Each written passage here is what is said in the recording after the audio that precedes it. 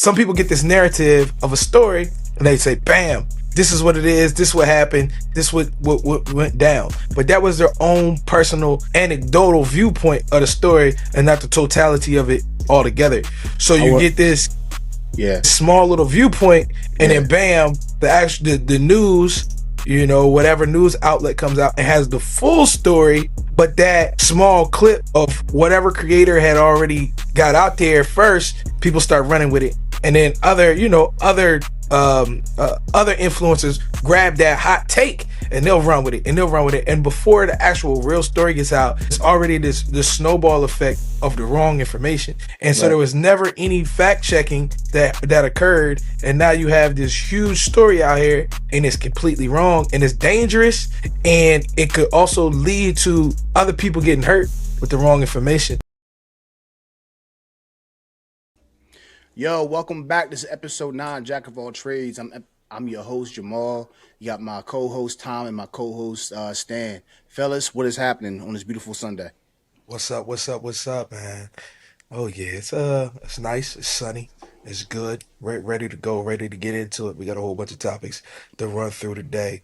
Go Sixers, go Flyers. Go Sixers. You know, we won last night. That was impressive. It was an impressive win that nobody thought would happen. You know, the 7th seed knocking out the 2 seed. Word. I'm kind of excited. I'm very excited. There's a lot of, you know, sports fandom going on. The Lakers out here is the fans like to see them win, but they know they don't got Luka, so it's rough. It's rough. They just went in and they hoping LeBron could make some magic, I guess, but they still down on LeBron. And it's a lot of stuff going on, man. We got a lot of stuff to get into, so I'm excited this morning. Word. Yo, you said go Flyers. I started laughing because if you remember what I said 2 episodes ago, am I allowed to say go Flyers? No. Are you? Nope. I think I am. You cannot say that. You cannot say go Flyers. Go Flyers. Nope. Why can't he say it? You gotta live with that. Why can't he say it? Because remember, Devils fan. You remember all that? Yeah. Absolutely not. Yeah, you're done, man.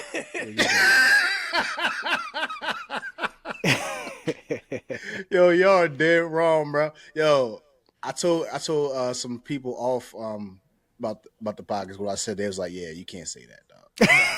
I get what you're saying, Jersey, but I don't care what y'all say. Go Flyers. Yeah, you got just silently root for them. You just gotta be over there like, go Flyers. Yeah, there you go. Yeah, sounding good already.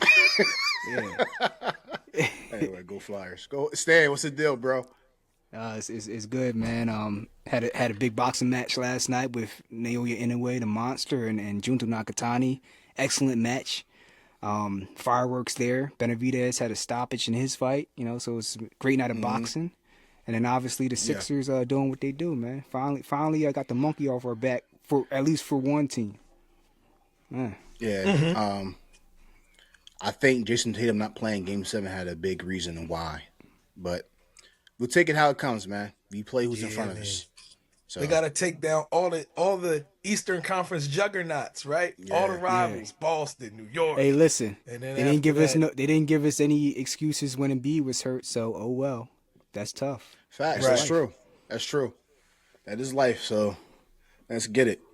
But anyway, Spike Lee gonna be talking so much trash on the sidelines. I want a basketball hit him right in his head, right in the glass. That's what I want to see. That's what I want to see. Respect the Spike though. But I don't respect the Spike. The Spike. He's a director, man. He put on for the culture, bro. But this sports game, bro. Nah, Spike. We not. Nah, Spike. But yo, so let us get this episode going, fellas.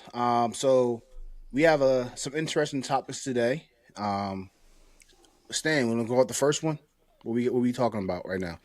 For sure. This is something that I see that's pervasive in society today, and it's a lack of critical thinking.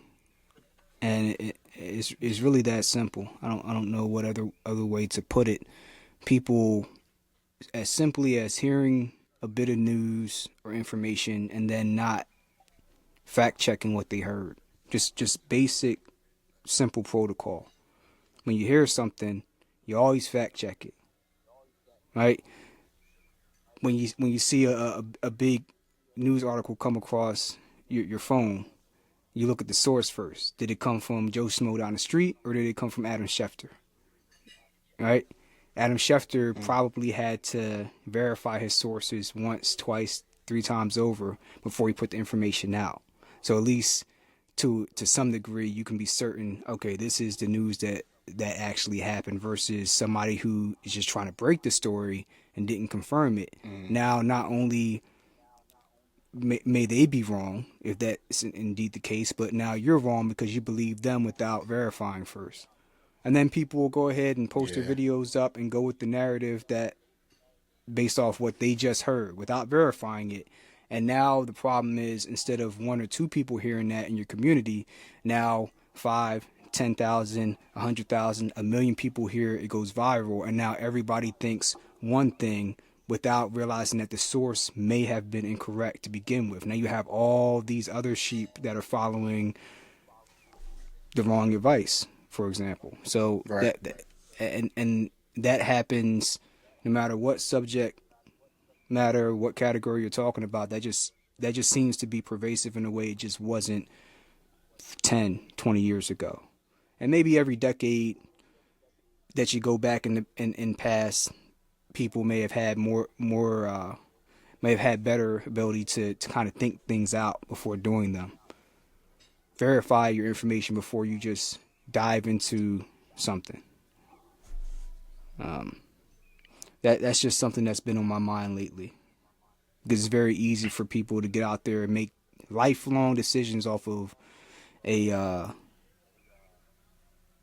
information that they've thought about for a very short amount of time. Right. It's interesting you said Adam Schefter. Yeah. Because a few weeks ago, and I'm a diehard Cowboys fan, so 105.3 The Fan, they were discussing about how Adam Schefter once again messed up the whole reporting of George Pickens signing a tenure when he never signed a tenure at all. During the draft, and he was just so wrong about the information that even Pat McAfee on his show, they actually deleted the tweet he put on about George Pickens because the information he said was just 1,000% wrong. You know what I'm saying? It was about George Pickens signing, which eventually he did sign the franchise tag, but at the time he said he signed the tenure when he didn't sign anything yet. You know what I'm And I think saying? that's a very good example. I think it's a very good example, and goes back to the point of even those that have a long track record of being on point, you always fact check. Even the one you don't assume just because he's got it right 999 times, he might be wrong the 1,000th time. Yeah. But do y'all think in this day and age of fast media that a lot of times people rush stories out to get them out first and don't always, even your accredited journalists just want to rush it out so fast just so they get the story first? Like, do you think that's a problem with 1,000%. media? There's always been that problem with media going back to the newspaper days. But it's just gotten worse in this day and age of social media and advanced technology. Now people, come on, some of the highlight clips that come out, you see the Sixers game, and then two minutes after the game's over, the House of Highlights or Game Highlights, whatever they call the channel now, they have a clip out already.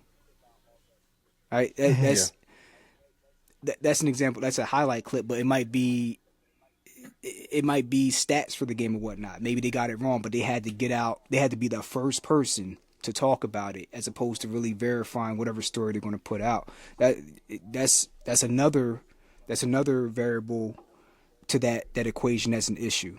People, they're willing to skirt proper due process to just get any information out to be first. And now you have to go back 2 months later, a year later, and people are like, oh, you said that, but that wasn't true. So like, for example, like when I'm reporting on sports or a very, very, let's say a very big story, I'll wait a few days. I'll let all the other channels put their takes out and their stories out, and I'll wait to make sure everything's verified first. And not always, but sometimes it'll be a story where one story was put out on Tuesday, and then by Saturday, more details came out. And then all of a sudden, all the other channels have to go back and redo their videos or eat crow or say, oh, we patience, patience. And I'm not trying to But I, call out any other channels in particular, but it's just concept, patience, be thorough. Yeah, I was going to say as well. Aside from the actual journalist side, but also I do believe the consumer, the public, the people who listen to it plays a part in this as well because we got accustomed to convenience. As generation after generation goes, what have we done? We've advanced in technology. We made things a lot easier for us, more simplified for us. That is to the point where we don't actually do the work or think for ourselves. Remember back when we was in school, back when we was younger, they wanted us. Well, younger, I mean by like 7, 8, 9, 10 years old. They wanted us to actually work out the math and formula on a piece of paper, right? They didn't mhm. want us using the calculator because calculator made it easy for us, just doing the work for us, right? So Right. fast forward, now we have, we're in a microwave, we're in a microwave society where everything is just so fast, so quick, so instant, down to our Yeah. transportation, down to the way we communicate, cell phones. We no longer send kites and doves anymore. We got cell phones.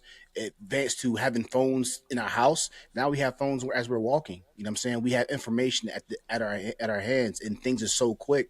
So I think some of that information, with the due process you were saying, Stan, uh, is compromised because we have to get the information out to the consumer quick because it's all about views and clicks, right?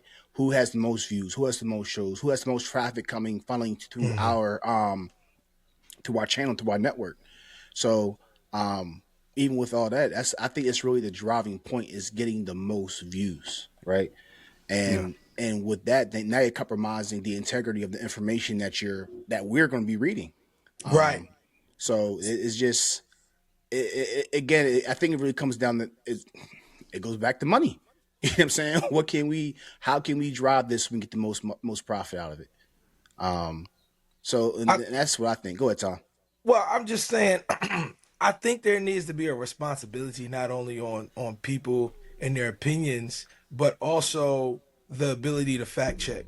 That needs to also be set forth. Like beyond these platforms, your YouTubes, your TikToks, your Instagrams. I think when it goes to the algorithm, I think the algorithm does need to fact check, right? So if for instance, you got the shorter videos, which is probably easier than the algorithm, like underneath it basically says, some information here could be wrong. Just to let people know that, hey, listen, this is a person's opinion, this is not fact. Because Mm-hmm. people just go off and they just run with it. They get this some people get this narrative of a story and they say, "Bam, this is what it is. This what happened. This what went down." But that was their own personal anecdotal viewpoint of the story, and not the totality of it altogether. So I would, you get yeah, this small little viewpoint, and then yeah, bam, the news, whatever news outlet comes out and has the full story, but that small clip of whatever creator had already got out there first, people start running with it, and then other influencers grab that hot take and they'll run with it and they'll run with it, and before the actual real story gets out, it's already this snowball effect of the wrong information, and so there right. was never any fact checking that occurred, and now you have this huge story out here and it's completely wrong and it's dangerous, and it could also lead to other people getting hurt with the wrong information. So Mm-hmm. it's Yeah. really a big thing. There was one the Cam Newton just sat down with Stephen A, Mm-hmm. and Stephen A was basically going in about Ooh. about just Okay. that, Go right? ahead. Literally how this man, he says, like, he's one of 21 at the time, one of 21 black certified, sports journalists at that time, right? And he was saying, my takes are credited. I actually work. I don't actually just come down and just blurt out words. I you know what I mean? I wrote for multiple different multiple different news sources, the Philadelphia Inquirer, the New York Times, and all this. And I'm a real journalist, real sports journalist. And whereas other guys just come out and say whatever, and they're like, "Oh yeah, this is my take, and this is how I do." But you don't have the backing. You don't have the foundation. You never wrote. You never wrote for a column, and so that's the difference. So his take is based on a lot more work than somebody's opinion, for the most part. Now, I will say Stephen A. has some crazy opinions as well too, but How about to say, I yeah. I would be first to say, okay, Stephen A. actually did more work on this. A lot of times, Mm-hmm. not all the time, but a lot of times, than just a random influencer. Most times, Yeah. not all the time. I I want to say sometimes a lot of things could be that what are they accredited to, right? Like you said, I've done this, I've done that. I have the work and the accolades to show what I'm saying can hold some weight. Now that Hmm. doesn't mean that what you're saying is gospel, because Hmm. obviously people you could be have all these accreditations and still be 1,000% wrong. But there's something that I Correct. want to say about facts, right? About fact check. Um, facts are facts can be facts, but it also can be incomplete. The key word is context. Hmm. Context tells you the entire picture. So I'll go any further. You have facts, then you have the truth. The truth encompasses all facts to give you a proper picture or portrait of exactly what's what. Prime example, I'm glad you mentioned about Stephen A. Smith, because that prompted a thought about Michael Beasley. Um, Michael Beasley, I think last week, did a show with on Shannon Sharp's podcast. Hmm. If you guys haven't watched it, I suggest you guys watch the whole thing or listen to it. Michael Beasley has now become like one of my favorite basketball players of all time. Not because of just how good he is or his untapped potential, but because of the type of person who he is. So you guys remember Michael Beasley was named the bad guy. He had attitude problems, this, that, and the third, and that Yeah. or also that may not necessarily be fact, but the truth of the matter was that he was going through a lot of mental and anxiety issues with his mom, because he lost his mother, he lost his dad. His mom was lying to him about everything at his young age. He was led, by the wrong people. You know, with his money and stuff like that. His mom was lying about her health. She had stage 2, but really she had stage 4, and he's out in these different teams, and then he died. And I think the character that the sports media painted about Michael Beasley was so unjust and so unfair, and he put everything in totality about what's what and why the things he did, and it wasn't fair. And when I heard that interview, I'm like, dang, like I feel for bro. I don't know this man, but I can understand some of the things that he was talking about, because the main things I heard that he was being misunderstood, because he came from a different he wasn't like everyone else. You know what I'm saying? It's like we're judging people uh based on the surface level stuff, but have no idea exactly what that person may be going through. You know what I'm saying? And he had a bunch of quotables, bro. I wish I could. He said something along the lines of, "You judge me." He said something along the lines, "But you judge me for the things that you're judging me, not knowing the type of choices I had." Hmm. Along the line, something like that. Like, he made decisions because he had no choice but to do those things, because that was his life he was living in. So like we Right. judge, like for example, we judge, you know what I'm saying, the young boy out there, he out there in the corner doing what he got to do, whether it be legal or illegal, right? But not knowing that he has that boy has siblings that's sick. He has a sick mom who can't work. You know what I'm saying? So he's out there Hmm. getting to it because these are the choices that he had. He didn't choose it that way because he wanted to live that way. It's because this is the only way he can know how to survive. It was survival for that man, for that young boy. You feel Yep. what I'm saying? So when I heard that, like we gotta be very careful not to pass judgment without knowing all of the facts, not knowing the truth of the matter, if that makes sense. Yeah. So truth and facts, man, that's it's a big difference, bro. Because like Yeah. even especially when it comes to like some domestic issues, you know what I'm saying? Yeah, um, yeah, that man's got locked up for a domestic issue, right? Because he did something to that woman, but you don't realize the fact that that woman threw hot grits on him. something like that. You know what I'm saying? Like, Yep. it was wilding on her. You know what I'm saying? And I'm not condoning domestic violence at all. I'm just saying, like, there's always there's two sides of every story. We need the truth, and that's the issue. We're not getting told the truth about certain things. So that's my take on it. Yeah. Yeah. Nah, it's I mean, that's really real. A lot of, I think that for sure we lost respect in the society. We took the humanity has been taken out of society, right? And so everybody is just moving in an inhumane way. You see the person on the, you see the homeless person on the street, and you say to them, you're like, man, that person's homeless. They're a leech on society, but you have no idea why that person's homeless. You don't know that person actually could have had a good job at one point in time, and a family member died, and it sent them off into the deep end. You don't know if at something traumatic happened to them, they fell and hit their head on the ground somewhere, and then they're psychologically screwed up. You don't know if that they were in the military and they saw so much action that now they can't, you know what I mean, Thank you. conduct themselves normally in society because they seen too much. You don't have that knowledge to that person. You just see the outward of the result of them. So you see this homeless person on the street, like, man, that person must be this, man, that person must be that. But you don't really know, and you're not having a conversation with him. You're not, like, to the point you were saying about Michael Beasley. They was laughing at that guy. Yeah. I heard some of the interview. They was laughing at him, right? And nobody ever really talked to the dude and be like, hey, what's actually going on? What's actually going wrong? And they're just thinking he's emotionally acting outward, and like, man, you're not supposed to do that. That's whatever. But nobody on the back end is saying, hey, Mike, listen, you might need to talk to somebody. I can't help you because I don't have that ability, but here's a number, here's a card. I talk to this person, and in this society, especially as black men, we don't acknowledge therapy at all. Forget a little bit at all. Black as being black men, what do we say to each other?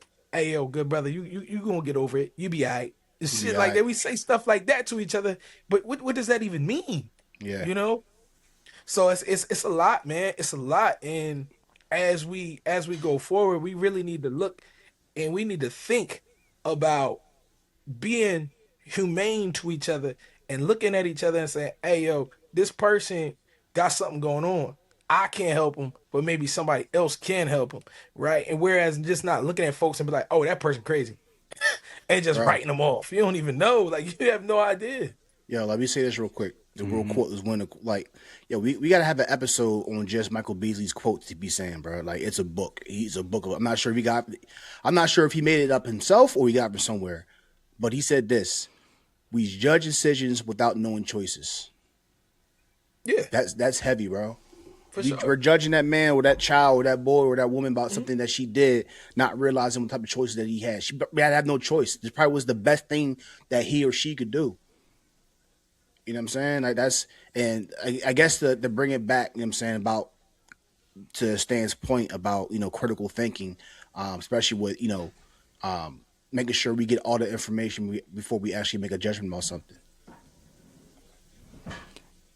Yeah, I mean, because a lot of people are self-centered and or solipsistic. They can't see things outside of their own lens. So a really good example is the elderly versus the young. A lot of times people who are young, they do things because they cannot see what is coming on the back nine. They only see the front nine in the golf course, and arrogantly think that, oh, this older person just saying this because they're hating. They don't want to see me have fun. Times have changed. Instead of considering that there are things outside of your own understanding, or at least, like I said, just considering. Like, maybe you may be correct, but at least consider that you could be wrong. At least be open to the possibility. Consider all angles. It's almost like playing chess, but you look at half the chessboard. Like, you think you're looking at the whole board. You're not. You're rushing. You're overconfident. You're not prepared as you think you are. And that's when mistakes get made, even though paying a little closer attention to detail would make all the difference. And I think we see this a lot in in debates. So whether it be politics or whether it be different podcasts when people are debating on different topics, a big problem that I see is there's no forum to fact check. And I'll throw an example out there. Working in academia or science, a lot of times we'll have a meeting for the laboratory and we'll go over data, whether it be for one person working on a project or the whole group or whatever the case may be. And usually these meetings are not 15 minutes. Sometimes it can be upwards to 1 to 2 hours, sometimes even 3 hours. And the reason for that is because there will be multiple points within a discussion where people will pause. Like you'll have a presentation. Let's say you have 4 or 5 figures. Each figure you have to stop and people are asking questions. You don't just fly through the shit. No, you look at it and say, that looks interesting. Oh, that looks off. Tell me more. Explain what happened here. And then there are people in the room that fact check you. If your shit is off, it will be brought up in the discussion. There is no oh, I didn't know, or I don't feel like explaining it. No, like you either explain your position or the shit ain't getting funded. There is none of this. Right. There are no ad hominem attacks when you get offended at somebody who's attacking your data. Like, name calling is not going to change the fact that you still have to have a fucking answer for why this figure looks off, right? You can't move the goalpost. You can't deflect. You can't filibuster. You can't use any of these debate tactics to kind of wiggle your way out of not having your data on point. And that's something that I do not see when I step outside of academia and go into some of these other spaces and see people debating, for example. Like if there's somebody bringing up a point and somebody responds back with a common tactic would be throwing out 20 or 30 different topics in response to a very direct question when the 20 or 30 topics were not what I asked you about. And then all of a sudden the conversation devolved. Once you get somebody to grab onto one of those 20 or 30 things you said, now they're not even focused on the original point. Right? And you never have anybody just shut it down in real time and say, no, these are the facts. Now, I heard the 20 things you said. We're going to get to that shit at another time. Answer the question. Right? And without that, these things devolve into the carnival or the circus. And that's good for views. Yeah, go ahead. I'm laughing because that's what women be doing. That's what they be doing, dog.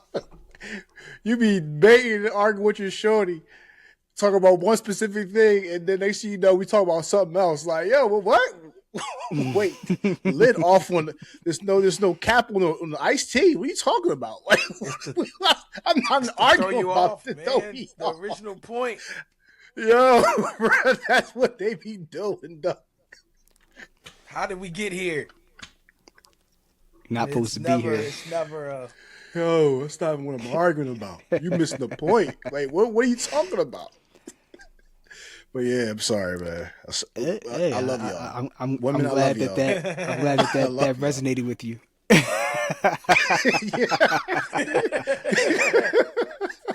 Seems to be a common theme on in real life and every man has gone through that, yo. Sometimes you gotta just let it go. Sometimes, all right, man. Like, you have to be able to anyway, go back to what you said. You have to be able to keep on topic, stay on point. I mean, that's just about having ultimate focus. No matter, whether you're talking to your partner, your wife, your husband, friend, family, whatever. Like, you have to be able to keep these things on point because people will take you off road. They'll go AWOL. They'll go over here, over there, out to Mississippi, anywhere but staying in the vicinity of the conversation you're talking about. So, that's just one of many, many ways that conversations become unproductive. Not fact checking, getting easily distracted, trying to become the arbiter of morality. For example, let's say somebody says, I don't support the politics going on in this country over there, or something like that. Let's say somebody says I don't support the war that Israel's doing against the Yeah. Palestinians.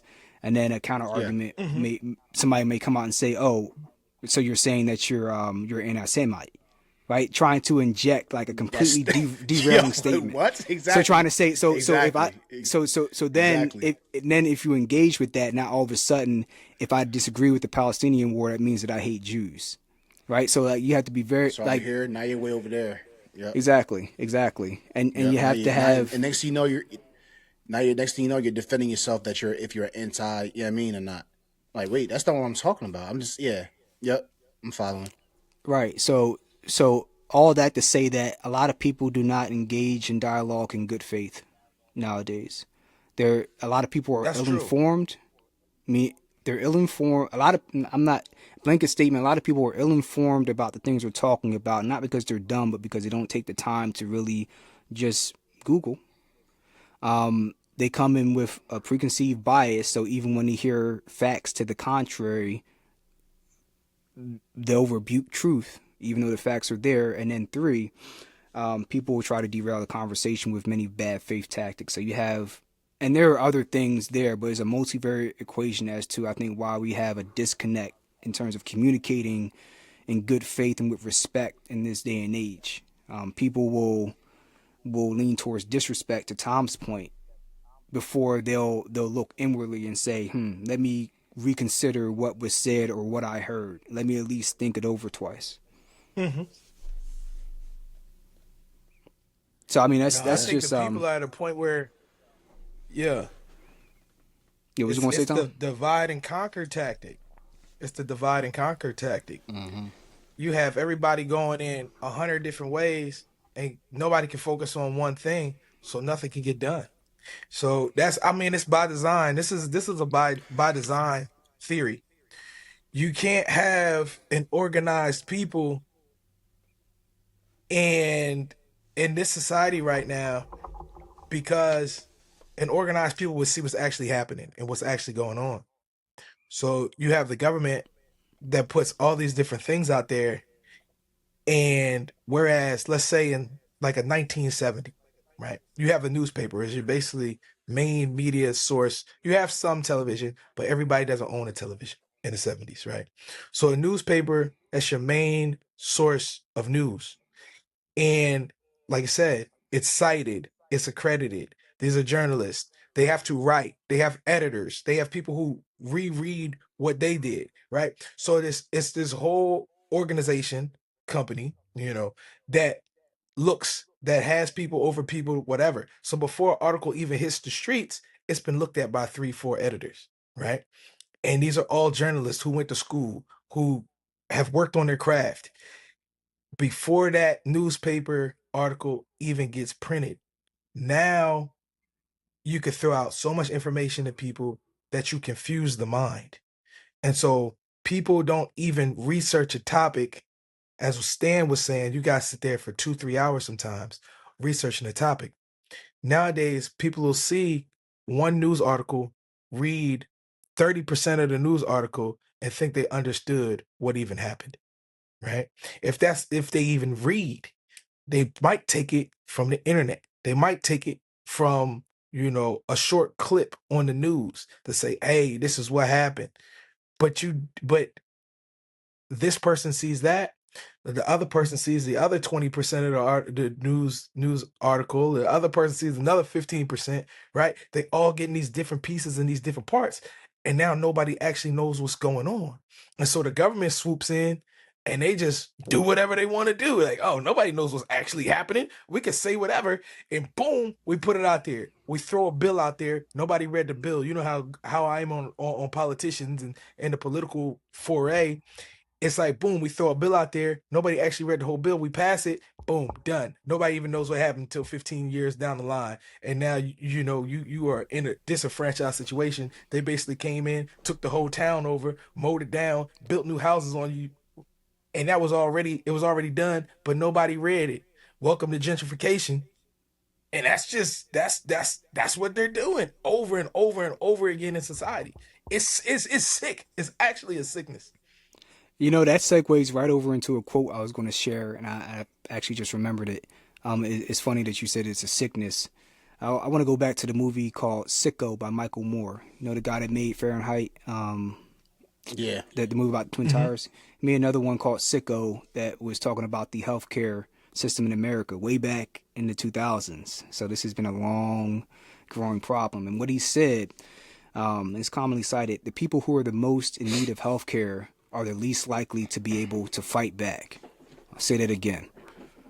The people who are most in need of healthcare are the least likely to be able to fight back. Right? And that's how these things happen, like a warehouse out of nowhere that was talked about at a town hall meeting that nobody knew about or nobody attended or nobody had the energy or time to even think or care about. You wake up, 3 weeks later and all of a sudden there's a building behind your house and you're wondering when it got cleared. Right? A lot of people, they're distracted either by poor health or by their phones or by their computers or by the TV. And they put very, very little time into taking the time to verify that what they're seeing is correct. Like, I always say that it doesn't have to be boxing or martial arts, but some type of physical activity, baseball, basketball, something where you have to get out of your house, get up off your butt and get active and get out of your comfort zone. Because, and I like using boxing as a good example. You can talk all you want, yip yap, flim flamming at the mouth.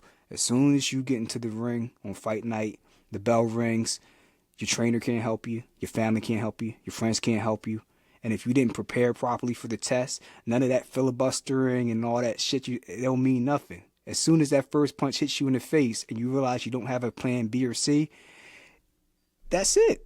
Right? The answer becomes apparent very quickly. There are no mistakes or misunderstandings. You about to get your ass whooped. And that's just that. Oh, yeah. Right? So if everybody has a plan until they get punched in the mouth. Yeah, so I think if everybody had an experience of at least being in a boxing gym and having at least one or two fights in a controlled setting, let's say, you get an opportunity to learn what works and what doesn't work. So what is fact versus what is fantasy, right? A lot of people get caught up in fantasy out here and they never have to get held accountable in real life for the things that they say that may be inaccurate or things that they may espouse that they would never say in real life face to face with somebody. Like there's this disconnect from the human experience, kind of to I don't know if it was you or Tom that was saying it earlier. People just lack respect. Yeah, Tom was saying it. People lack respect, not just for each other, but for ground truth, as you would say. Like people are not grounded to anything. Some people are grounded to God. Some people are grounded to things that were taught by their family. If you're secular, whatever the case may be grounded to something. A lot of people are grounded to nothing. They say something one day, and then the next day, they may feel differently or say something differently. Not everybody, but more and more people are not grounded to anything. So, for example, a lot of people are not grounded to what they're doing, everything they're doing in this rat race for. And then when you have two scenarios, one, you get everything that you claimed you wanted to work for, all the money, the house, the cars, and then you're sitting one day, and I see a lot of these things in some of the subreddits I read, people are at 35, 40, professionals, not verifying these things, but people on Reddit are real. And if anything, it is I put more stock into it because people are more honest when they have the cloak of anonymity, where you don't have people having your name attached to what you say, and people say their true feelings. And they'll say, I got to 35, 40, I got $100,000 a year, I have the house, cars. Is this it?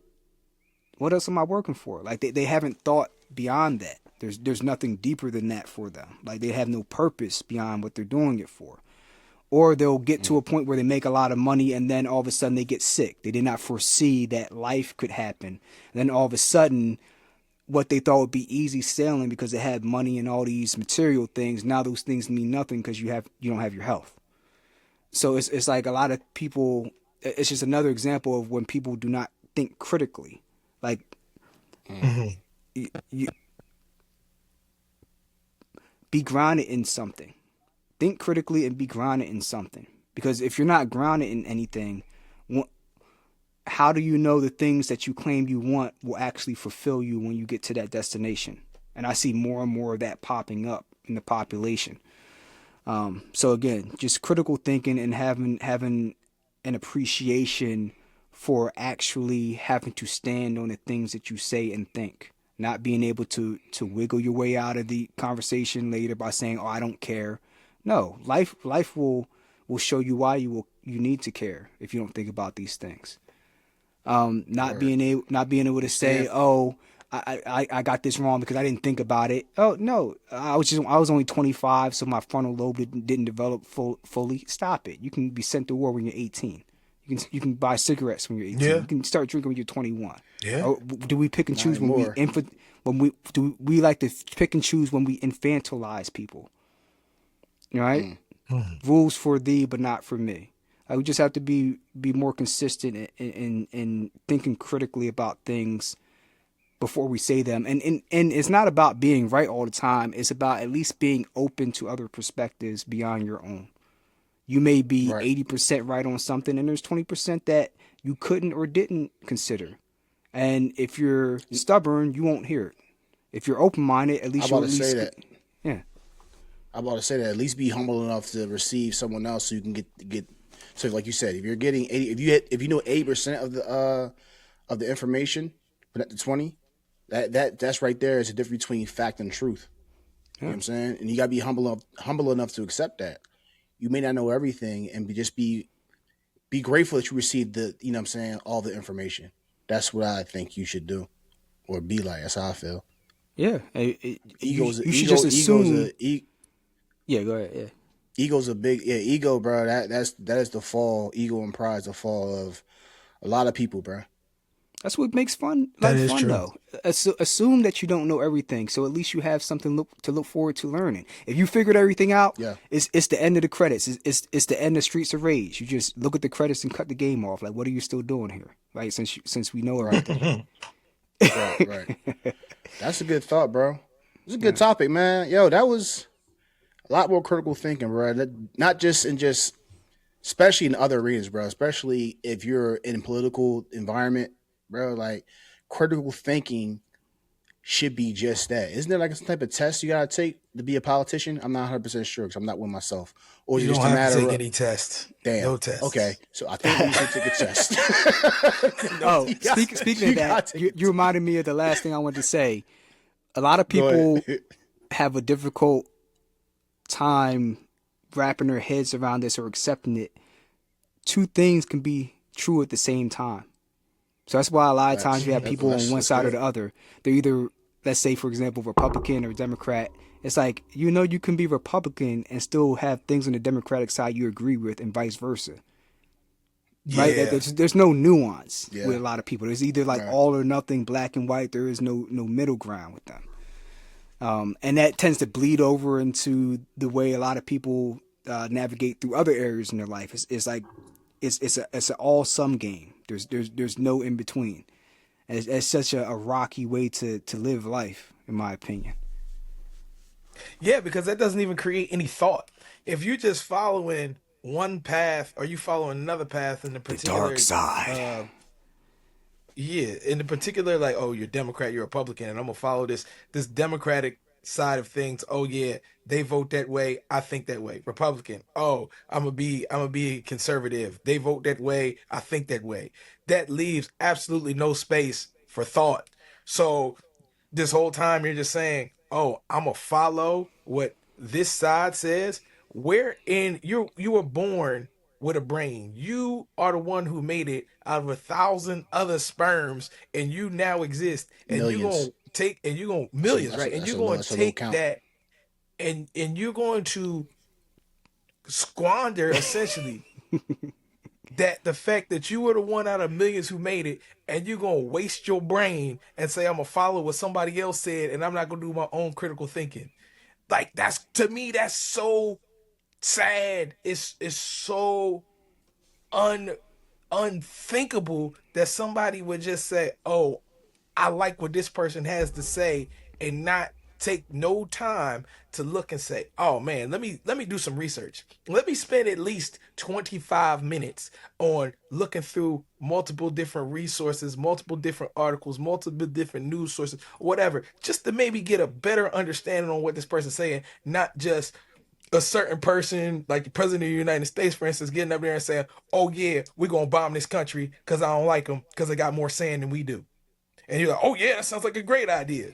Yeah. Really? You're not going to do no research. You 1 out of 1 million already that you done made it. You done already won as soon as you was born. People don't realize that. People take life for granted. You done already won the day that you're born, healthy, no issues, no. You won. You won the game already. Take advantage of it. That's I deep, hear you, and that could be a topic of debate right there because Yeah. some people have not won. But I heard what you're saying. He said some people. Situations. Some people in some crappy situations, bro. You know what I'm saying? Like you know, not one. People in some crappy situations. It's like yeah. But think about it. Crappy I see where you're going with it. It's just the way you said it was funny as hell, everywhere. man. The way you said it was hilarious. you can no matter what, it's so wild, right? No matter what, and I hear multiple stories, right? People that were on drugs, that were down and out or whatever, and then turn their life around. Like take for instance, like a Mary J. Blige, for instance, right? Mary J. Blige. This lady she was on drugs, bro. She was out here like wow. She was doing heroin, and Wow.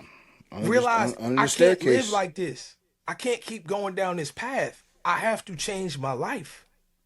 All it takes sometimes, and it's all it takes is a small change in your mindset, and then you can recreate yourself, or you can ultimately change a lot of bad habits and create good habits. It just takes a little bit of tuning the mind. It really does. And you just watch the human mind is such a wonderful thing, and it's so amazing.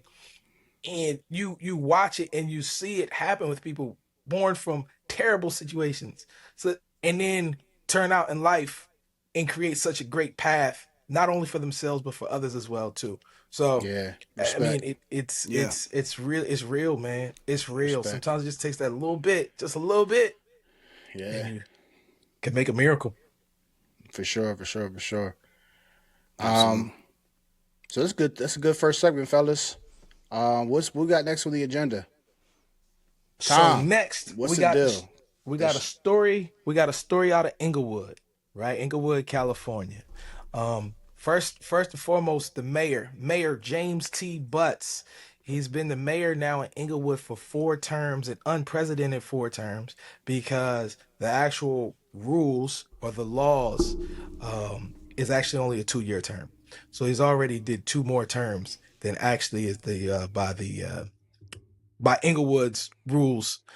It's already 2 more terms than it should have been. Now he's running for a 5th term. Wait, how many terms are you allowed to have? 2. So 2 terms. He's just on like he's on a 4th term? He's on the 4th term already. This is 4th term. Oh man. Right. So let Trump hear he's that. now running for his 5th term in Inglewood, right? So that at the end of the 5th term, he'd have been there for 20 years if he was to get reelected. So there's that. There is some pushback from different sources in Inglewood that are not too happy with him.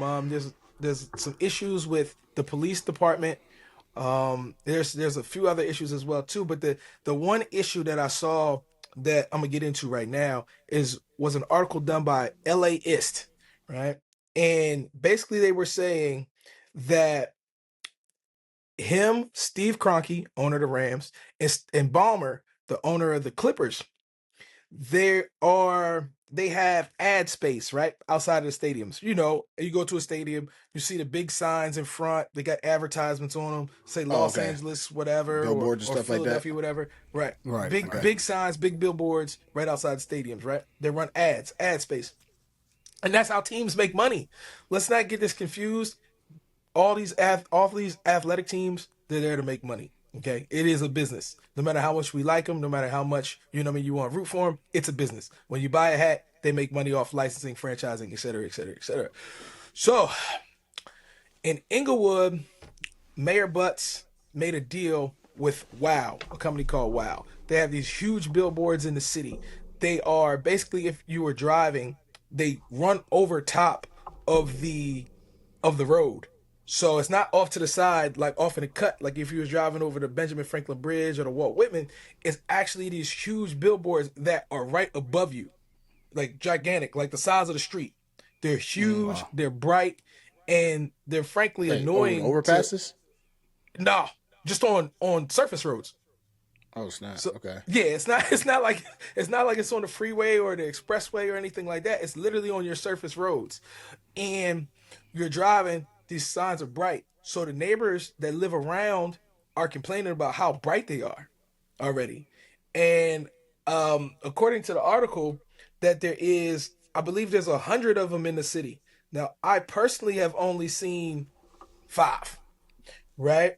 But the issue was that Butts never talked to Kroenke, never talked to Balmer about putting these huge billboards in the city, right? And that takes away from the owner ad space, the team ad space, right? Because there's some billboards that are right next to the stadium, basically. So They're just taking advertising money from them, and he's putting it into the city, and he never contacted anyone other than that. Also, so the mayor has a complaint. Is that what you're saying, or? So the complaint is from the city. Okay. The complaint's from the city. Now, to read this right here, this is a small clip from the article. In July 2025, a company that operates Inglewood's 300-acre Hollywood Park development, home of SoFi, owned by Kroenke, sued the city of Inglewood, trying to stop the installation of more than 100 digital billboards near the stadium and several other event venues. The Rams are suing the city because of these billboards. Also, there's another thing with Inglewood. Their city hall meetings are very short. They're in the middle of the day. They're about 45 minutes, and they be blowing through. I've seen a few of them online. They blow through topics. I've never seen a city blow through topics as fast as these guys is doing it. Now, this is not a knock on Mayor Butts, essentially, because years ago, before he took over as mayor, he saved the city. The city was a pay cycle away from becoming bankrupt, right? So he basically kind of wheeled and dealed, brought a lot of influences in. Like I said, brought the Rams in, brought the Clippers in. He brought a lot of revenue back into the city. The problem is now, with what I can understand from the residents, he's been there too long now. And he's gotten comfortable. And he's making wild decisions, for instance, like these 100 billboards. So the numbers get a little interesting in this regard, right? I believe it's the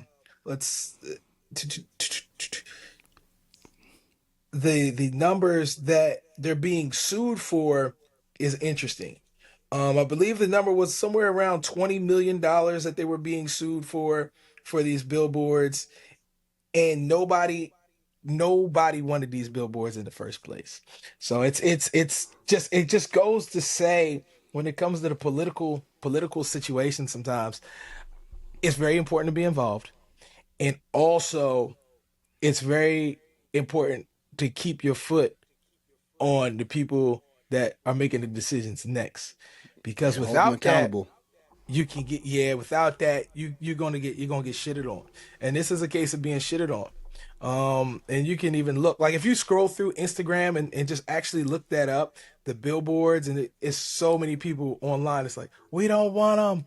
We don't want these here, but it's too late. Deal's already done, already been signed, and nobody knew that this was going to happen.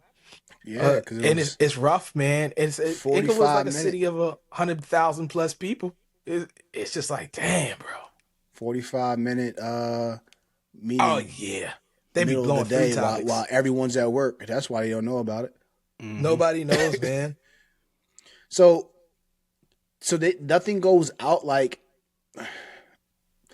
Well, I don't know. It's different. I live in a small town compared to LA, but I like was especially with LA with technology. Nothing goes out.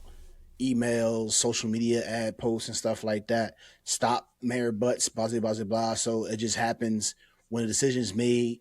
The citizens, the residents find out, and now they're mad about it. Is that what's going on? What's going on is they're. I guess the outrage happens after it happened. The outrage happens after, because people don't understand how things are voted on, how bills are done, right? So obviously things get agendized. City council votes on it, right? But before that, right, there is a space where, okay, we put this on the agenda. We're gonna have a public forum. We put it on the agenda. How many people object to it? You get to say your piece. You get to be like, oh no, I don't want this. I don't like this. I think it's a terrible idea, right? But you can get up there and stand on any soapbox you want and say, no, I don't want this to happen. And it doesn't matter, because you already voted for these city council members, so they can just obviously vote in whatever they want to. That's where it becomes. What's the age demographic in Inglewood? Inglewood is probably about, I would say, let's see. Because the reason I'm asking is because I feel as though as the generation gets younger, I think we had somewhat of a topic discussion about this a few episodes ago. The younger we are, the less they care. It's, you know what's crazy is the younger and the more disenfranchised, right? So it's like, obviously, I hate to say it, but the more Latino, the more Black, the more Asian, it's that they don't care. They don't care, because a lot of times of those populations, everybody is blue collar. Everybody is making the most money that they can try to make to support their families, right? They don't have a lot of time to worry about politics and what's going on in their city. They can't take off work at 2:00 in the afternoon to go to some city council meeting and sit there and try to figure out what these guys got going on, right? So they don't get a voice, essentially. Yeah, and that's what there's everybody survival mode. About.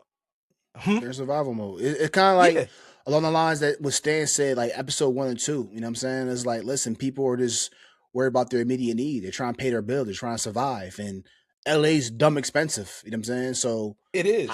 I've seen what, what people make. What I make now, if I made that in LA, I'll be living in projects. You know what I'm saying? If I take exactly what I make, I'm saying what I make now annually and move to LA with the same amount, same salary, I be living in the projects, bro. No, that's real. So the age demographic in Inglewood, persons under the age of 18 is 19%. Persons 65 years or over is 14 and a half. It's 52% female. So you do that right there. So we got the people that will definitely have a voice, they're old and on their way out, right? Because if that demographic, listen, the bulk is in between. The bulk is in between 18 and 65, though. The bulk. That's what I'm saying. But okay? So we got age, but so that's working class. Race. That's working class. That's working. Yeah, that's your working class right there. 18 to 65. They don't have time. They don't have time to go. Think about that, right? Between 18 and 65, I've been working since I've been 18 years old, and I plan on working until I'm 65 years old. And then living in LA, I'm saying, to the point we talked about earlier, like they're trying to get to $1 so they can have milk and bread in the crib. Correct. And the gas is crazy out there right now. Correct. So it's just like you become disenfranchised by the decisions, and everybody says, oh yeah, vote for who you want in, and vote to see change, and vote to do this, and vote to do that. But you can't then, once you vote somebody in, it's actually very important to keep focus on who you voted in. Yeah. A lot of times people just check that box and they're like, oh yeah, I heard about them. They send the ballot in, it's gone, and they don't know what the hell happened. Or they don't check it at all. Or they don't check it at all. They don't vote at all. There's that. So it's sad to see, because now we're in a situation in this country where everybody's up in arms, especially about politics, right? Because we're getting close to midterm elections. I want everybody to know that we're getting close to midterms. So definitely check out and see who is running in your area, because that ultimately is going to choose who actually is the next president of the United States. Nah, facts. So midterms,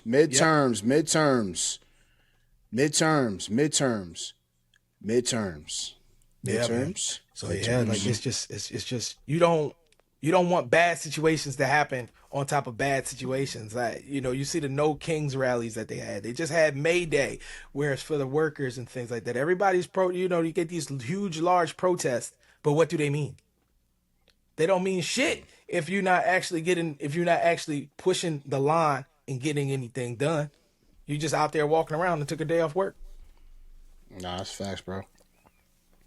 Stan, what you got, brother? No, that's a very good point, man. I'll go back to that quote that I said before. People that need healthcare the most are the least able to fight back. Whether it's healthcare, like if you need healthcare, it's typically because you're working your ass off to try to take care of your family. Sometimes just to make ends meet. So, do you really have the time and the bandwidth to even focus on some of these issues that are critical to the functioning of the community that you're living in? A lot of times the answer is no, even though it should be yes, but realistically you have to understand why it's no. And this happens on a smaller scale in some of the towns and communities in other states as well. We've been experiencing it in New Jersey and South Jersey, with a lot of the warehouses being put into place in all these South Jersey towns, and the same thing. They'll have these short town hall meetings, or they'll send out the notification in a way that a lot of people won't get. So many of the elderly don't use the computer, so they'll send out, oh, here's a Zoom link. These people that are like 70, 80, they don't use Zoom. Some people younger than that don't use it. So, and then by the time I get a Zoom. Unless I know who's sending it to me. Or what will happen is we had they'll send it out the week before or a few days before the meeting's going to happen. So by the time the mail gets to the individuals, the town hall meeting is the next day. Right? Yeah, all these different ways of trying to push things through that they may not be confident that the community will actually go for. So yeah, I mean, you have to be mindful of these things, because even down to the councilman and alderman level, all the way up to the presidential level in the primaries and the actual presidential election. I mean, these are things you need to consider from the top to the bottom, and know who you're voting for and why you're voting for them. And then, like Tom said, stay involved and aware of what they're doing after you vote them in, because what may start as a movement with the best intentions may devolve into fuckery if you don't keep your eye on the things that are going on. So yeah, that's true. And also, another thing is that is even more interesting is that sometimes you don't know that you're doing something wrong unless somebody tells you. You could have every good intention in the world and be like, okay, I'm doing the right for the people. This is what the people want. This is what they need. And you thinking you're doing something right. And that's the 100% exact opposite of what the people actually want. But you think you're doing, and if nobody tells you something right, like if you keep on doing a math problem, and you keep on saying 2 + 2 is 3, and nobody ever told you that 2 + 2 was 4, you would think 2 + 2 is 3. Mm-hmm. That's a fact. Makes sense. It's great. It's you don't just know what it's you that, don't know. Yeah, you don't know what you don't know, man. So it's one of those things. So if somebody votes you in, you're like, yeah, the people actually wanted me here. They voted for me. If you have good intentions, the people wanted me here. Bam, I got good ideas. I got fresh new ideas. This is what I think people want because they voted me here. So I'm thinking I'm doing something right.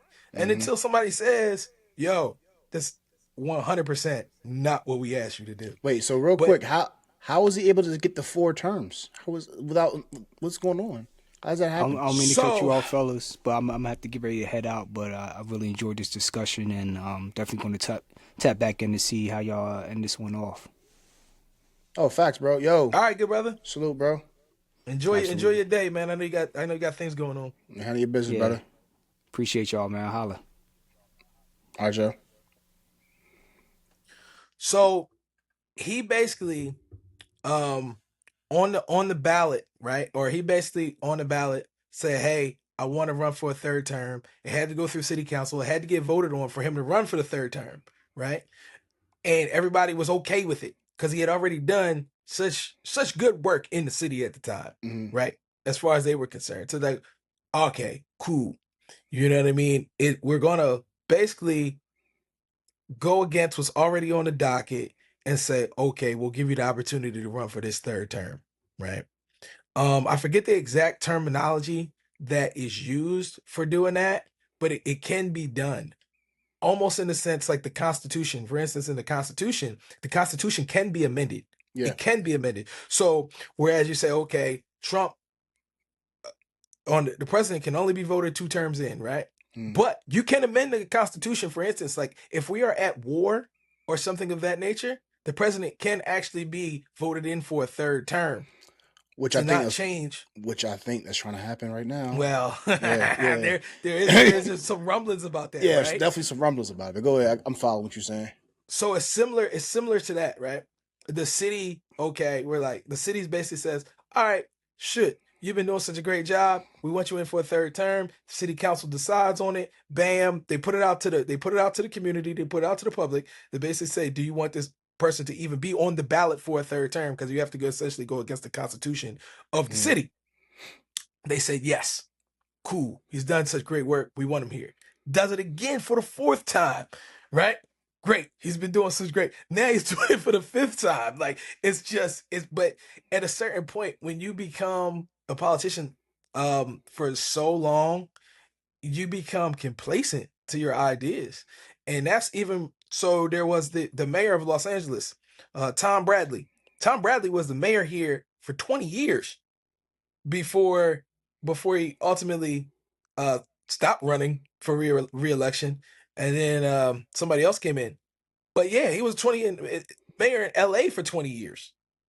And that was in the like between the 70s, I think, all the way up to 80 something. I forget the exact year. But yeah, he was like the end of the 80s. Like he was the mayor for a long time here. Beginning of the late 60s, the 80s. Yeah, forever. And then I mean he got his name on the side of the international airport That's here. part of the So the problem right there. international side, Tom Bradley Yeah. International Airport. I gotta come out there. But that's part of the problem. 20 years, you the mayor? Yeah, man. It's That's just part you of the can't, problem. and that's a huge problem. 20 years of the same person making the same decisions. Yeah, yeah, no change. Nothing has gotten better. So why are you here? Why are you That's here? crazy, And bro. even if, honestly, let's say, even if things got extremely better, right? Let's say you took from the city was in despair, whole place is basically on fire, Right. right? You come in, you make a change, and then cool, the city's good now. There should be some type of succession to say, all right, I got the ball rolling. Let's bring some new people in, a fresh person that can look at this and say, all right, bet I can make it even better. Because Mm. you somewhere like if you're on your job for 20 years, yeah, you might be good at your job, right? But at what point do you say, damn, I need some new ideas? I need some fresh eyes on this. No, that's true. That's true. But that's why you got to surround yourself with younger talent. You know what I'm saying? Because Correct. every business model doesn't stay the same forever. You know what I'm saying? They evolve and, new people on the board with fresh ideas, new approaches, you know what I'm saying? New marketing schemes. Like, you gotta, yeah, bro. 20 years for mayor is crazy. And it It's makes sense. crazy. And now I think about LA, it makes sense why Yeah. nothing has gotten better and things has gotten worse down there. It'd be a Makes lot of the sense. same shit over and over and over again. They got right now Karen Bass, Nithya Raman, and Spencer Pratt. Spencer Pratt, the dude from the reality star dude. He's running for mayor as well too. Now this year, so June 2nd is the primary, and we got a jungle primary out here. So if the person that's gets more than 50% of the vote, they're immediately voted in, right? If you get more than 50% of the vote. If you don't get 50% of the vote, the two people that are 1 and 2 then they have a runoff, and that's voted in November. Right. So I think it's kind of a wild way of voting, like a jungle primary. I don't know. It's a wild way to do it. It's a wild way to do it rather than just taking the two top people and have them run against each other. I think that's a more efficient way. But to just say, all right, we're gonna put a whole bunch of names in a pot, put it in the bag, shake it up. Whoever votes for the person the most, they win. Like what? You might What as is well put that? your bid in, bro. Go ahead. Yeah, go ahead, dog. Put your bid in. Yeah, like that's it's just like it's a wild and so also I California is believe different, bro. there is definitely coming up on the ballot in November to get rid of the jungle primary. So we'll see. We'll see how that works. Politics is really interesting when you get into it. It's actually intriguing, but at times it can be very mundane and very boring. I understand why people don't be that involved in politics. Yeah. I get it because it's not glamorous. The literature is boring. Yeah. And speaking of, oh man, that's a good segue to go into the next topic. Because the literature, the laws, it's a very, very, very, very dry read, and it could be hundreds, almost up to 100 pages of worth of reading of law, right? Yeah. So this has been a year-long process ever since maybe 2 months after President Trump has became the president. So as of maybe 2 weeks ago, the unions in the federal government, not all but some of the federal government has been disbanded, right? So when it first happened, the question was, is that are they being disbanded? Are they dead? No, they're not dead. It's only specific ones are being targeted, right? And I got that memo about 2 weeks ago from one of the tags in New Jersey for the National Guard, right? So, like I told you guys before, so I'm the acting president, right, of the 124th chapter, ACT chapter. ACT stands for Association of Civilian Technicians, and we're one of the largest unions in the federal workplace, with about close to over 30,000 members, right? So we're not really a small union at all, right?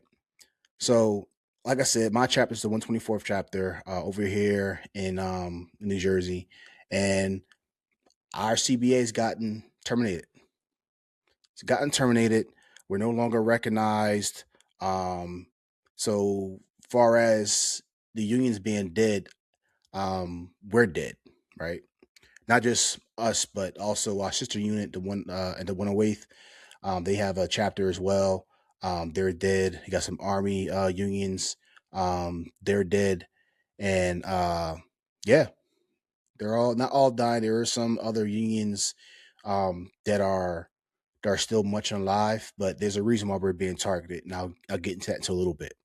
So real quick, the unions became created. I think what was it called? The Civil Service Reform Act, 1978. Right. This gave federal workers the right to unionize and bargain, and then that got implemented into law called the Title V USC. Title V USC. USC stands for United States Code. So if you want to look at that, just think of that as a law where federal labor laws are being implemented in Chapter 5, right? Chapter 5, Section 7103 to be exact. So that chapter tells us that federal workers have the right to have a union, but also within that same section, it gives the president the right to exclude certain groups, right? So at first it was never excluded. It's been that way for years, and the union has been unionized, and we've been going on since 1978, right? But in that same section, the president has the right to disband it if it's tied to national security, right? And this is where the executive order came in last year, last March, executive order 14251. He sent that out basically saying that we are disbanding the unions because this is tied to national security. And that's where we are. So this isn't really about Trump, being a a bad president or anything like that. That's neither here nor there. It's not about him if he's bad or not. What this is about is him as a president, and all other previous presidents had the same exact authority, was to disband the union. I don't know why other presidents hasn't, but this president has. Maybe it has something to do along what he's been talking about draining the swamp, I guess. I don't know. And then also on top of that, where this is prior to Iran, but I think at a time right now where we're dealing with Iran, this can definitely probably help his case. Because one of the reasons why you will want the union be dead, especially in the DOW, or formerly known as DOD, Department of Defense, now currently known as Department of War.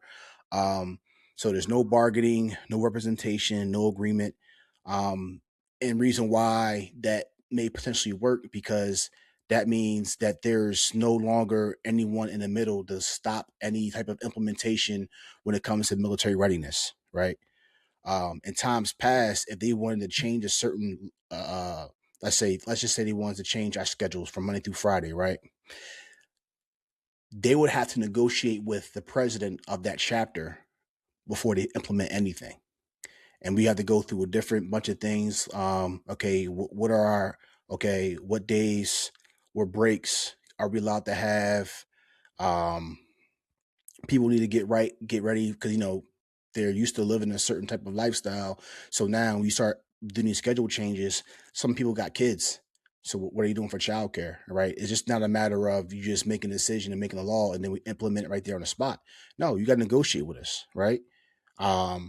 So this really hits people who work for the National Guard technicians, like if you're Title 32 or Title 5, if you're in a position that actually supports the Department of War, or if you're dealing with anything that's like potentially security sensitive like that. So mainly, not everyone, but mainly those who are tied to a military necessity in the Guard, right? Well, not Guard, but military necessity. Those unions are affected. So, and that's where we are right now. So by him disbanding the unions, first off, is there a series of checks and balances that has to be done before the unions get disbanded? So is there a vote of any type, or is it just, since the president has ultimate authority, he just says shut it down, no more unions, I need them because it's affecting government security? Title 5 USC, Section 7103, Paragraph B1. That's the part that says there's no vote. That law, that Title Code 5 law, basically says that the president has his right. It's in black and white. So just ultimate authority. Ultimate authority, if it comes down to that point. And it seems like he exercised that right because, again, you have a bunch of civilian technicians that are working there, right? And they can't act, although they may actually wear a uniform, they're not Mhm. actually considered military. I used to be a Title 32 employee, meaning that I'm a civilian, but as a show of force, I'm wearing a uniform, but I'm not necessarily an actual military member at that moment. Mhm. I'm just wearing a uniform. Okay. So when it comes to like certain things, like for example, let's say there's a military exercise we got to go through. Because I'm a Title 32 employee, meaning that Mhm. I'm in the military, meaning that I'm in the military, but at that moment, Monday through Friday, I am a civilian wearing a uniform. I can't do certain military exercises. Like I can't wear a Right. gas mask. I can't wear chem gear. Because now we're talking about different pots of money. Let's say something happens if I get hurt doing the military exercises. That's the Uh-huh. civilian side of things. The military is not going to cover that at all. You know what I'm saying? If there's any type of disciplinary action that I've done, um, on the military side, they try to actually discipline me on the civilian side. Like, nah, you can't do that. You can't give me paperwork, you know what I'm saying, as a civilian when what I did was military duty. You would have to put me in a military status to actually discipline me in that role, right? Right. So, like for example, when I got promoted to master sergeant. So on drill weekends or when I'm deployed for the military, I am a master sergeant. I'm an E7. But during the week, I am a a WG12 step 5. Okay. That's what I am. But not only just, but this just in affect Title 32 employees. You have Title 5 employees as well, meaning that you're 100% civilian. But you're affected because your role in the DOW actually is tied to military readiness. Like for example, I'm a Title 5 employee right now. Mm-hmm. I'm in charge of scheduling and the scheduling aspect of military operations, right? And I'm gonna leave it at that. 'Cause I might be saying too much, but Mm-hmm. you know what I'm saying, same way how you have airports and airlines, they schedule certain airplanes or certain serial numbers of airplanes to fly. I do the same thing, but on the military side. Although my position isn't a actual military position, but it's a position that's in the military. I'm just a civilian, if that makes sense.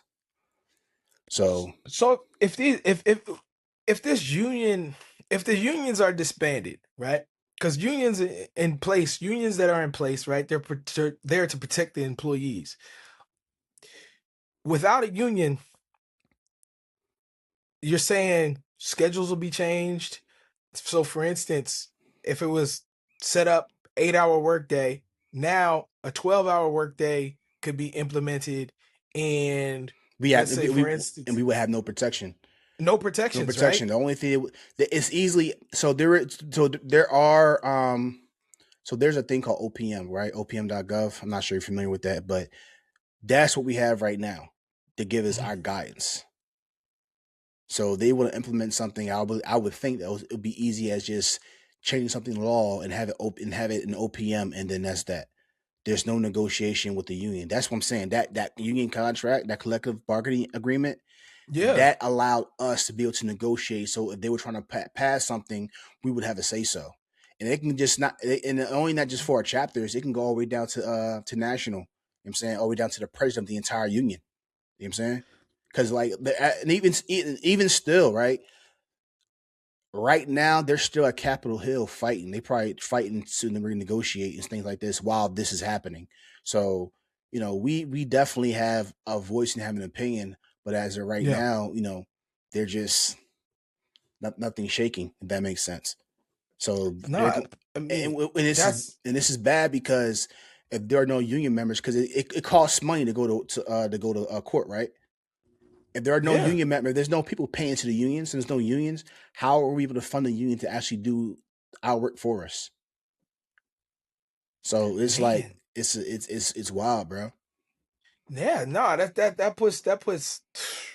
Man, but how would this is where I guess I'm kind of missing it, because how would disbanding the union affect the national security, right? Like, I know you had alluded to, or you had said that because, I can't have the president saying I can't have my people at a moment's notice, Basically, and so that's why I want to disband the unions. But to me, I would think that the unions obviously are protecting against the employees that work for the government, because if not, then okay, you can have your people at a moment's notice, but then um that sets up a situation for employee abuse, that and yep. that should just like, oh yeah, I need them at a moment's notice. They need to work 16-hour work days. They don't have any lunches. I don't want them to have any lunches. I don't have it. You know what I mean? Like, just a situation of, and I can't remember And how far back it goes, that's what was but happening prior to the unions being us having unions. correct. They were bro, they treated us like trash. They did whatever they want to us. You know what I'm saying? We Yeah, weren't getting paid the same amount as our military counterparts because remember, we're technicians, right? Right. So the military counterparts, they're getting their base pay, but they're also getting BAH and BAS. They're getting supplements to add on to their base pay, right? But with Mm-hmm. us, they're having us work these long hours, no breaks and stuff like that. It was crazy. Mm-hmm. You know what I'm saying? Like everything we have right now, all the liberties and things we have right now is because the union fought for it. Like Yeah. before me, before my president that was here before me and prior to them and prior to them, you know what I'm saying? Like there were people who were working in these federal agencies for the military that fought for our rights to have these. Our rights to have gym time, our rights to have a lunch break. You know what I'm saying? Mm-hmm. Our rights to have overtime or comp time, right? Our Mm-hmm. rights to even have a pay raise ever so often. You know what I'm saying? Correct. Arbitration, all these different things. You know what I'm saying? Negotiation on behalf of people of employees who were felt as though they were mistreated unfairly. You know what I'm saying? Like the union was there for that. Now the potential now there's no longer disbanded. Who to say not to say it can go backwards, but I wouldn't put it past anyone in this case in today's society. Can it go backwards? I mean, Will there be a pay freeze for the next 10 years or so? You know what I'm saying? With the, you know what I mean? Like all these yeah. now everything's on the table right now. What could happen? With no protections, with Right. no protections in place other than you said the OPM. Oh yeah, But yeah.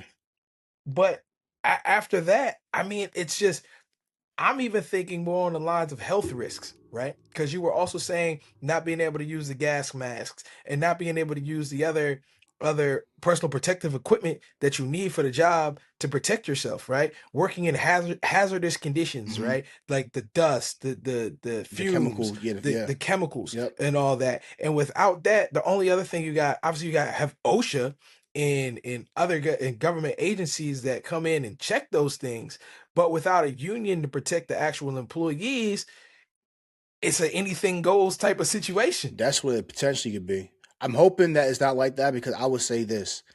The leadership where I work at, especially in maintenance, I can't speak of any other agencies, whether it be mission support or medical or anything like that. But at Mhm. least for in maintenance, we take care of our own. Not say we're Yep. perfect. You know what I'm saying? Not say we're perfect, but I do believe with our particular leadership we have in place right now. Mhm. Can't speak for prior. Um, Also, I was younger too, so ignorance is bliss. Something I found out now, I'm like, wow, I can't believe that happened. But Right. but now I Right. would say we have good leadership right now that that will try to do the right thing and do right by its employees. So, but it's interesting, bro. I'm curious what our way forward looks like. But as of right now, all those things that you just mentioned, that could possibly could happen, that will be detrimental to employees. Mhm. That's probably back on the table right now. You know what I'm saying? Yeah. We'll see. But good point. OSHA. Speaking of which, there's an OSHA situation happening right now happening at my base. So we gonna see. So we may have to really exercise all those rights. If there's no union, we may have to use other agencies other than the union. You know what I'm saying, to really make sure that we're taken care of. You know what I find actually really interesting is that there's so many things that this president has done, that Trump has done. I keep on saying this president, but that Trump has done. I don't know the algorithm, but it might try to put me in there. But there's so many things Trump has done that any other president could have done because it's in there, it's in the Yeah, it's Constitution, their and right to do it's already so. been laid out.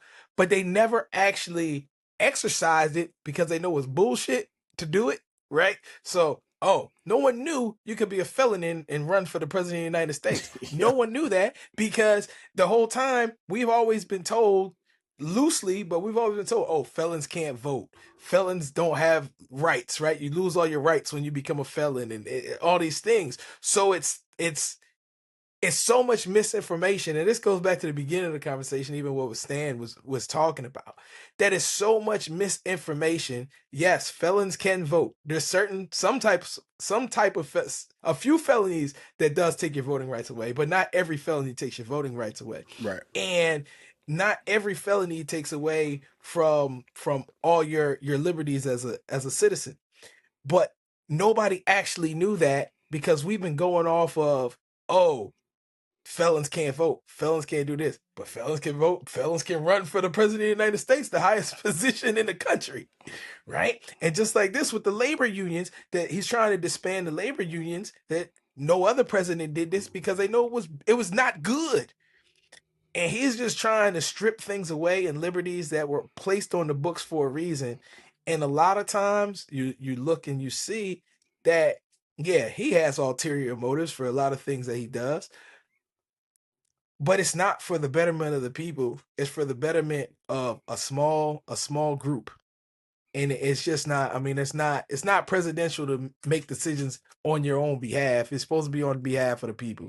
Yeah. It's just wild to see some of this stuff though. And you wonder, and that even made me read, right? Like going through the Constitution, I literally keep a pocket book of the Constitution next to me all the time. Yeah, I got that.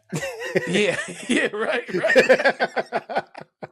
Right. So I literally keep a pocketbook of the Constitution next to me at all times, right? So I like looking up, like, man, no, this don't sound right. This can't be right. And there's all the amendments and things like that. Yeah. And it's just so much misinformation is placed out there. People don't fact check. People don't have the periodicals that they should have next to them. But the whole time, this is even so much more frustrating though.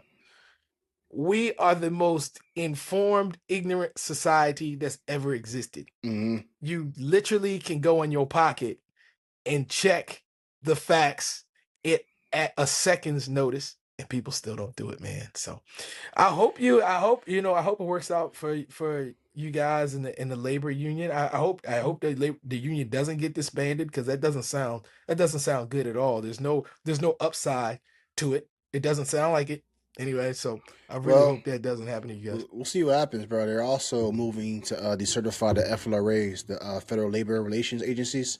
So they're like the buffer between the government and the unions. They're like, think of them as like a referee, you know what I'm saying, that oversees the union stuff. So they're disbanding the unions, but they're also moving to decertify the FLRAs. They're really trying to get rid of this whole collective bargaining agreement not out of the federal government, but at least for the parts of the government that affects mission readiness when it comes to the military. So, yeah. So, for sure. Man. Wild times, bro. Yeah. Wild times. Man, it is. The times are insane right now. You got to be so informed. It breaks your mental health down too, that you have to be so informed all the time, right? It's never a moment where your brain can take a breather anymore, right? Like, it's just, you're like, man, it's so much information. The news cycle never stops. It just keeps coming at you. And the stories, I don't know if I'm just now more informed, or actually the stories are getting crazier and crazier by the day. Might be both. It might be both. It's just like, for instance, the David case. I don't know if you know the David case that's happening out here, right? Where he cut up the girl Celeste Rivas. Oh yeah. Yeah, man. I mean, like, just news stories like that. It's like, yo, this is getting sick. Like, it really is getting to a point where the stories are getting more outlandish, more wild. The civil liberties that are just being taken away day by day. And you gotta check and keep tabs on that, and keep tabs on this, and then at the same time try to live your life while you're trying to raise children, and you're trying to keep a roof over your head, bro. It's just so much. So you saying all that, right? That's gonna bring me to my next what I want to talk about, bro. I'm thinking about getting me a license to carry. If not a license to carry, at least a weapon permit, so I can have the peace in my house, bro. Mm-hmm. Like, because all those things you were saying, and then on top of, with how our current government are so polar opposites of everything and stuff like that, and some people are literally getting attacked and things like that.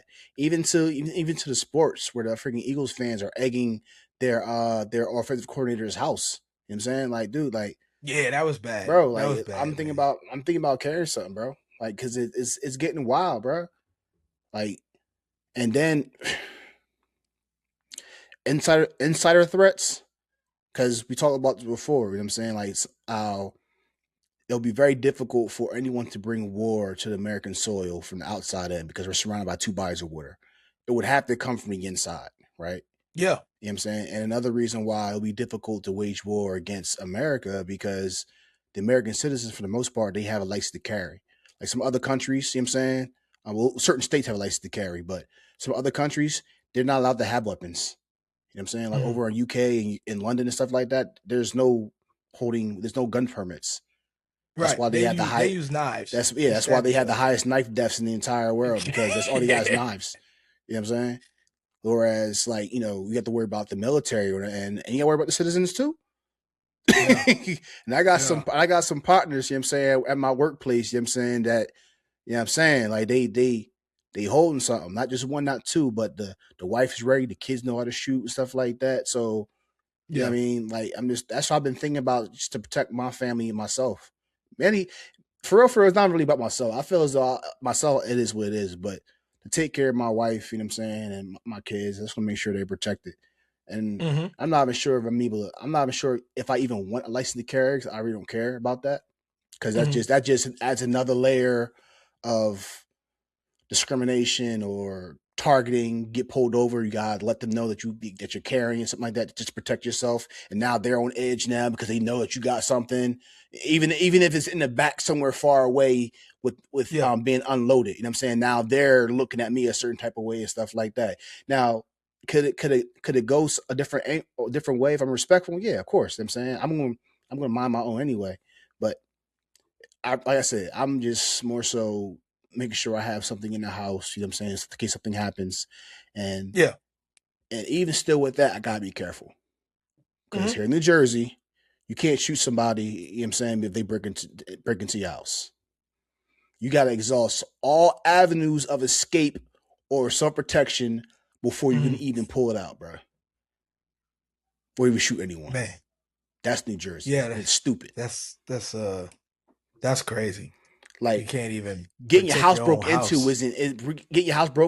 isn't enough. I know. That's where laws get tricky and get crazy, especially with the whole gun control debate that always comes up every time somebody gets shot. But I think, the amendment to be able to have the right to bear arms, the Second Amendment, your Second Amendment, right? The right to bear arms. And everybody should have it. The thing is, since it is in the Constitution, there should absolutely be a push for proper control of firearms, right? So a lot of times people, it already exists. You just got weirdos out here. That's all. Well, that's what I'm saying, right? So it's that a lot of times people who do the crazy stuff is the people who shouldn't have the firearm in the first place, right? But you can't say this person can, if they don't have any, like I said, if they don't have any felonies, if they have nothing that prevents them from actually having a weapon, or if they do, it really doesn't matter because they can still get a weapon. People act as if, because they have a felony, they can't go buy a gun. Anybody can go buy a gun. We have tons of guns. Legally or illegally. Legally or illegally, right? That's why there are crimes. Some of these crimes because they illegally obtain a gun. Right. So it's just, to me, it's just that there needs to be, it's this strange thing that we have in this country with guns. It's this real love-hate relationship, right? There's certain people on the side of the aisle that, oh no, I'm scared of guns. I'm terrified of guns. And then on the other side is people, I love guns, right? Yeah. And then you got that sector of person that's like, yeah, I have a gun. You know what I mean? But it's so the debate on both sides of things is like, it's in the amendment. It should be treated as, it's there. Respect it. Respect it. Respect your firearm. Yes, they can kill. Yes, they can do damage. All these things.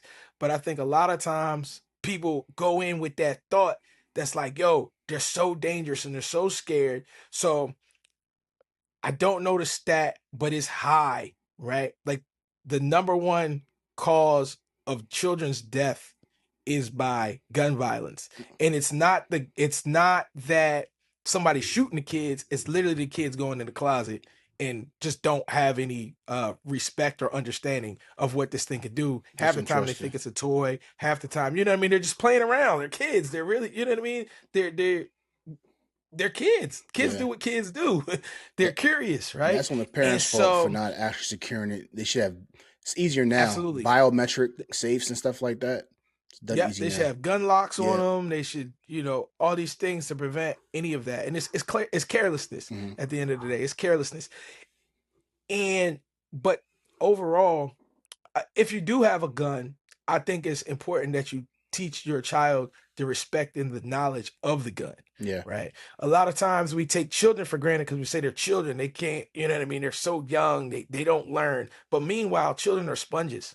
Anybody who's ever taken one child psychology class will understand a child's brain power by the age of 3 is functioning at an extremely high level that they can 100% compute that, oh yeah, I don't need to shoot this at anybody. I need to make sure that my finger stays off the trigger if I do touch it, if I'm curious, et cetera, et cetera, et cetera, et cetera. Yeah, sponges, right? like you said. So if you're a teacher, yeah, for sure. So yeah, man. I mean, absolutely, yo, yeah. Having a CCW is good. Um, what's Are you familiar with the CCW laws in Jersey? I just know that it's very hard to get one. You would have to actually have a right or a definite need to have one.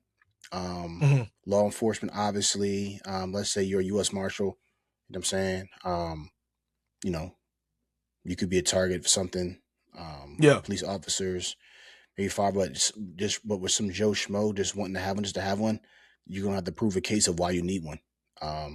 But I have a buddy of mine, Matt Lyons. He's actually follow him on Instagram, I Carry USA. He's personally actually having these gun courses to allow people to have license to carry and stuff like that. Doesn't mean every person is going to have a license to carry, but he's actually doing an education piece, which I think is great. I've been following him quite some time now. You've been telling me, yo, Cruz, when you going to come, man, I got you. So one of these days, I'm going to go kick him up on that and go to this class and stuff like that. It's called I Carry USA. If you follow me on Instagram, yeah, I Carry USA. A lot of my friends and colleagues have actually gone through that class. He actually did a class for realtors, like a whole class. It was like maybe 30 or 40 realtors came through that class. So you got to think about it, especially women. They're going through these houses and stuff like that that are empty and things like that. And I heard some horror stories about these women realtors, right? They go in there and they're showing a house and they've opened a house, and next you know they're getting pulled in, muffled in abandoned houses and just getting raped in there. Pause. Ooh, that's not wild. pause, but you know what I'm saying? Like, just that's wild. Yeah. I heard some horror stories, bro. I only say pause or something like that because of we go on TikTok. They have certain keywords they don't want. Oh, yeah. You gotta say grape. Yeah, so not pause, but just yeah. Just but yeah, like some of the most heinous things come to women because they don't have anything to protect themselves. So a lot of women realtors went through that class, just so they can have protection for themselves. So yeah. Wow, like that's insane, yo. I never think about that, right? I think about it my cousin all the time. It's scary, bro. Yo, because as a lot of times as men, we don't have to think about that, right? Just something as small as walking to your car at 2:00 in the morning. As a man, you're not really thinking of danger. Like, I mean, you checking your back, making sure nobody gonna run up on you, obviously. But as a man, most times you're like, man, if trouble come to me, I'm gonna take care of it. Yeah. Right. And then as a woman, a lot of times she's helpless. Yeah. If a guy runs up on her, you know what I mean? Just natural proclivities of strength, man, go overpower, right? So it's just like, yeah, man. I mean, that's I never thought about that, right? Yeah, like you are showing a house, an empty house, the door is closed, can't nobody hear you scream type shit. Mm-hmm. Like that's dangerous. Yeah, that's dangerous. Yeah. So shout out to my boy Matt Lyons, I Carry USA on Instagram. And shout out to my cousin who's also a realtor. She's killing it, Amber Cruz. So yeah, bro. But that's been my thought process these past 2.5 weeks, bro. I'm thinking about just grabbing me something. You know what I'm saying? Might get me a little what do you say? I think he says it was a Glock something. Glock 17, 19, 23. Yeah.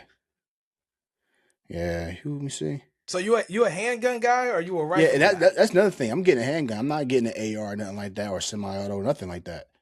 Because so this is where I'm at with it, right? So I believe every man should have the right to bear arms, but I do believe there are certain weapons, brother. There's no need for you to have an AK.